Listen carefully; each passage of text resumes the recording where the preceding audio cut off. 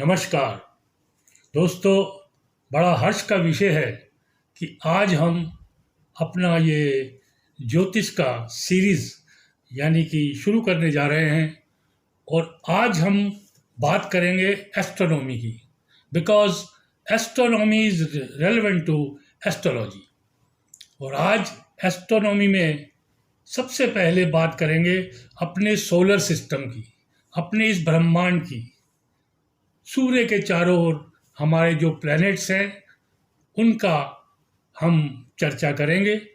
तो आइए कुछ चित्रों द्वारा आपको सोलर सिस्टम पर अपना जो ब्रह्मांड है उसकी चर्चा करते हैं।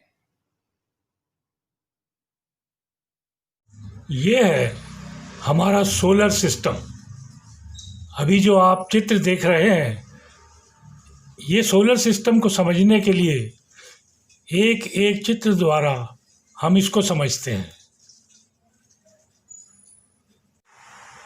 इस चित्र में जैसा कि हम सब जानते हैं कि सूर्य हमारे ब्रह्मांड के तारे हैं, यानी कि सूर्य ही प्रकाशवान है जो हमें प्रकाश और एनर्जी देते हैं पूरे ब्रह्मांड को। सूर्य देव यहाँ सेंटर में है और उसके बाद बुध ग्रह है, यानी कि मरकरी प्लैनेट, जो सूर्य के नज़दीक जिनका ऑर्बिट है, जिस पाथ पर वो सूर्य के चारों ओर भ्रमण करते हैं, बुध देव।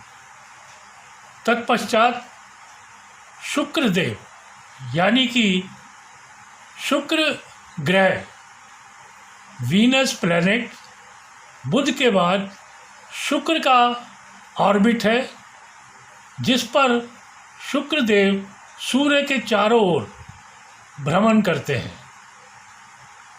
और शुक्र के बाद हमारी पृथ्वी, जहाँ हम विराजमान हैं, यानी कि हमारी अर्थ। तीसरे ऑर्बिट में हमारी पृथ्वी सूर्य के चारों ओर भ्रमण करती है, इस पाथ पर, अपने इस ऑर्बिट पर।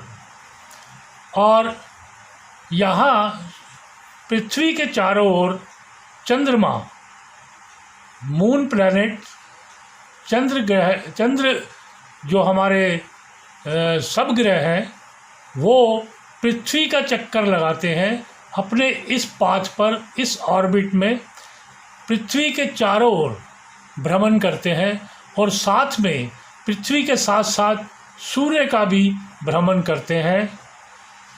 सूर्य के चारों ओर चंद्रमा पृथ्वी के साथ साथ पृथ्वी का चक्कर लगाते हुए इस पृथ्वी की ऑर्बिट पर भ्रमण करते हैं। और इसके बाद आते हैं हमारे मंगल देव, यानी कि मंगल ग्रह, मार्स प्लैनेट। इनका चौथा ऑर्बिट है। इस पाथ पर मंगल देव अपना सूर्य के चारों तरफ भ्रमण करते हैं। मंगल देव के बाद बृहस्पति ग्रह, यानी कि जुपिटर, ये पांचवी ऑर्बिट में, सूर्य से पांचवी ऑर्बिट में भ्रमण करते हैं सूर्य के चारों ओर, इस पाथ पर। और जुपिटर के बाद आते हैं सैटर्न, यानी कि शनि ग्रह। सैटर्न बृहस्पति के बाद जो ऑर्बिट आती है उस पर भ्रमण करते हैं सूर्य के चारों तरफ। ये जो भ्रमण हो रहा है, ये एग्जैक्टली इस तरह इस गोलाई में नहीं होता, ये अंडाकार शेप में इसका भ्रमण होता है। और इसके बाद 3 प्लैनेट और हैं जिसको ज्योतिष के अंदर इतना महत्व नहीं दिया गया, लेकिन फिर भी कुछ ज्योतिषी इसको भी काउंट करते हैं विशेष किसी प्रेडिक्शन के लिए। तो सैटर्न के बाद यूरेनस, फिर नेपच्यून और फिर प्लेटो। प्लूटो जो है वो सबसे आखिर वाली ऑर्बिट में है। और अब आप देखेंगे कि ये जो सूर्य से ये जो ऑर्बिट इनकी बन रही है, अब सूर्य से बुध यानी कि बुध ग्रह जो सूर्य से दूरी है वो कम से कम 7 करोड़ के करीब, अप्रॉक्सीमेटली 7 करोड़ किलोमीटर दूरी पर ये भ्रमण करते हैं बुध। और सूर्य से शुक्र ये 11 करोड़ किलोमीटर की दूरी पर अपने ऑर्बिट में भ्रमण करते हैं। सूर्य से पृथ्वी जहाँ हम हैं, हमारी पृथ्वी सूर्य से 15 करोड़ मील दूर है और उस ऑर्बिट में ये भ्रमण करती है। और ऐसे ही मंगलदेव, पृथ्वी के बाद मंगलदेव जो सूर्य से 21 करोड़ किलोमीटर की दूरी पर अपने ऑर्बिट में भ्रमण करते हैं। उसके बाद जुपिटर यानी कि बृहस्पति ग्रह सूर्य से लगभग 74 करोड़ किलोमीटर की दूरी पर ये इस ऑर्बिट में भ्रमण करते हैं। और इसके बाद आते हैं शनिदेव 140 करोड़ किलोमीटर दूर सूर्य से भ्रमण करते हैं अपने इस पाथ पर। इसके बाद यूरेनस ये 270 करोड़ किलोमीटर की दूरी पर है सूर्य से। नेपच्यून ये 445 करोड़ किलोमीटर की दूरी पर हैं। और सूर्य से सबसे दूर प्लूटो ये 630 के लगभग किलोमीटर की दूरी पर है, 630 करोड़ किलोमीटर के लगभग। अब ये जानिए, हमें एक चीज़ समझना ज़रूरी है। हम कहते हैं कि शनिदेव सबसे कम गति से चलते हैं, जबकि ऐसा नहीं है। कोई भी प्लैनेट इतनी कम गति से नहीं चलता कि अगर वो बहुत कम गति से चलेगा तो इस ऑर्बिट में टिक ही नहीं सकता। ये कम गति से नहीं चलते।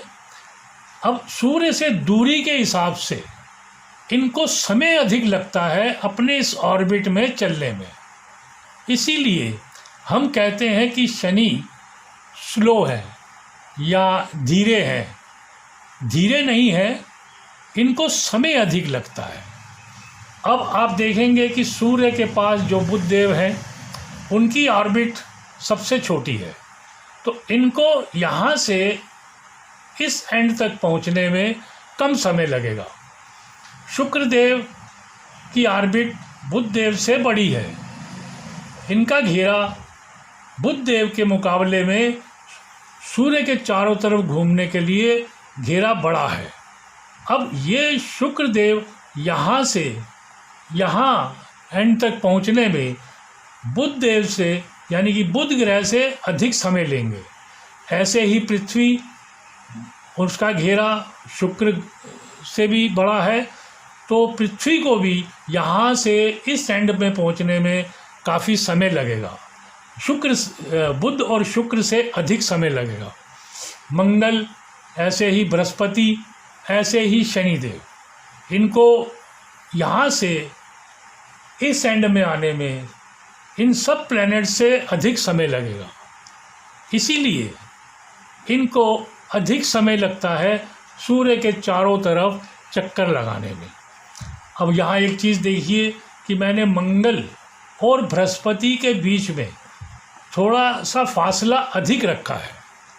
कहते हैं मंगल और बृहस्पति के बीच में एक प्लैनेट था जो अब अस्त व्यस्त होकर उसकी जो रिमेन्स हैं एस्ट्रॉयड के रूप में मंगल और बृहस्पति के बीच में सूर्य के चारों तरफ मंडराती रहती है। इस दो ऑर्बिट के बीच में। यहाँ कभी कभी अभी पीछे अखबारों में भी आपने पढ़ा होगा कि एक बहुत बड़ा एस्ट्रोनॉट यहाँ से नीचे की तरफ यानी ये सूर्य की तरफ आता हुआ अभी दिखाई दिया है, जो पृथ्वी से 3 लाख किलोमीटर दूर था। तो अब बात करते हैं, ये जो प्लैनेट्स हैं हमारे, ये सब शुक्र को छोड़कर यानी शुक्र ग्रह को छोड़कर बाकी सभी ग्रह अपने एक्सिस पर घूमते हैं साथ साथ, और उसके साथ सूर्य के चारों ओर भी चक्कर लगाते हैं। ये जो अपने एक्सिस पर घूमते हैं, जैसे आप पृथ्वी को ही ले लीजिए, ये सब वेस्ट से ईस्ट की तरफ, इनका वेस्ट से ईस्ट की तरफ ऐसे घुमाव होता है, वेस्ट से ईस्ट की तरफ, वेस्ट से। तभी सूर्य हमें सुबह ईस्ट से उदय होते हुए नज़र आते हैं और शाम को सूर्य देव पश्चिम की तरफ अस्त होते नज़र आते हैं। लेकिन ये जो शुक्र प्लैनेट है, शुक्र ग्रह यानी कि वीनस, ये अपने एक्सिस पर वेस्ट से ईस्ट नहीं आते, ये ईस्ट से वेस्ट की तरफ ऐसे घूमते हैं।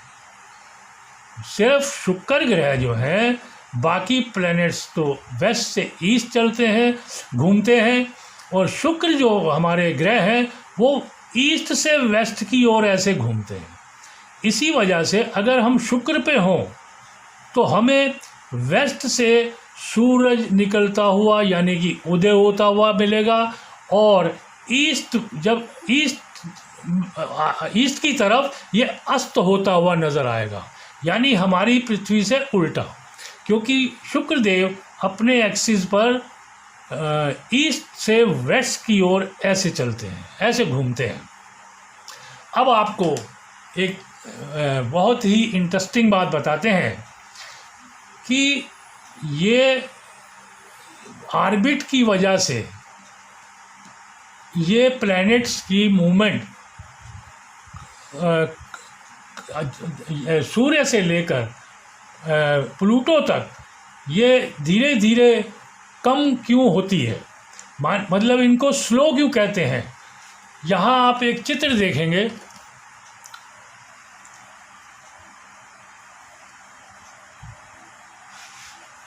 ये एक रेस के ग्राउंड का चित्र है। अब इस चित्र में देखिए कि यहाँ पर ये 4 प्लेयर्स हैं और ये लाइन है जहाँ से इन्होंने घूमकर वापस इस लाइन पर आना है। लेकिन आपने देखा होगा एक तिरछी लाइन जो छोटे सर्कल से आउटर सर्कल तक लगाई जाती है। ये क्यों लगाई जाती है? क्योंकि ये सर्कल छोटा है। इस प्लेयर को यहाँ अगर रख देंगे तो ये जल्दी ही वापस यहाँ आ जाएगा, और ये जो आउटर साइड में प्लेयर है ये इसको समय लगेगा क्योंकि इसकी ऑर्बिट बड़ी है। इसीलिए उसको बैलेंस करने के लिए इनको एक तिरछी लाइन में ऐसे ही दूरी पर, ये सबसे दूर, ये थोड़ा नज़दीक, ये थोड़ा नज़दीक, और ये जो आउटर प्लैनेट पे सर्कल पे प्लेयर है इसको लाइन के बिल्कुल ऊपर रखा जाता है। तो ये जो डिस्टेंस मेंटेन किया जाता है ये इसीलिए किया जाता है, स्पीड ऊपर नीचे थोड़ी बहुत होगी इनकी लेकिन इतनी कम नहीं होती। वही प्लैनेट्स के साथ है। ये जो ऑर्बिट है वो छोटी होने की वजह से वो जल्दी से अब उसी पॉइंट पर आ जाता है।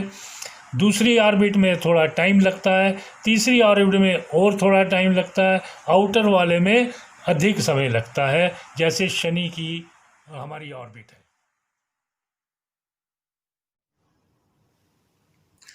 तो दोस्तों, आपने देखा हमारा सोलर सिस्टम, सूर्य के चारों ओर जो सूर्य का साम्राज्य है वो चित्रों द्वारा आपको चर्चा में लाया गया। इसके बाद अपने अगले वीडियो में हम बात करेंगे अपनी पृथ्वी की, हमारी जो अर्थ है उसको समझेंगे। और ये एस्ट्रोनॉमी को जानना बहुत ज़रूरी है, इसलिए एक दो वीडियोस के बाद हम फिर ज्योतिष पर आ जाएंगे। जय श्री राम।